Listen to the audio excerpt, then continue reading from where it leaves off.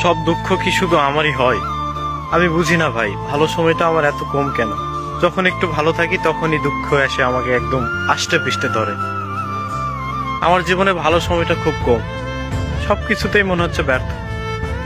যখনই একটু সুখের সন্ধান পাই সেখানেই দুঃখ হাজির। আসলে ভাই, দুঃখ আমার পিছু ছাড়ে না। আমি কখনোই ভালো থাকতে পারলাম না। আমার মন খারাপের কারণ কেউ বুঝলো না, কেউ বুঝতেও চায় না। আমার দুঃখ একান্তই আমার। আমি সবার দুঃখ বুঝি, বোঝার চেষ্টা করি। আমি মন প্রাণ দিয়ে সবার দুঃখ শুনি, আমি বুঝি। কিন্তু আমার কষ্টগুলো, আমার দুঃখগুলো শোনার মতো মানুষ নেই, আমাকে বোঝার মতো কোনো মানুষ নেই।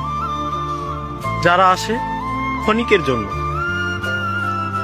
তারা নিজ ইচ্ছায় আসে আবার নিজ ইচ্ছায় চলে যায়, মাঝখানে শুধু আমাকে এক আকাশ সমান দুঃখ দিয়ে যায়। আর কত ভাই এভাবে?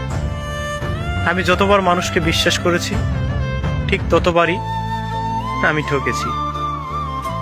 তবে ঠকার পরেও একটা শান্তি লাগে, সেটা হচ্ছে নিজের মনকে আমি বুঝাতে পারি যে আমি কাউকে ঠকাইনি।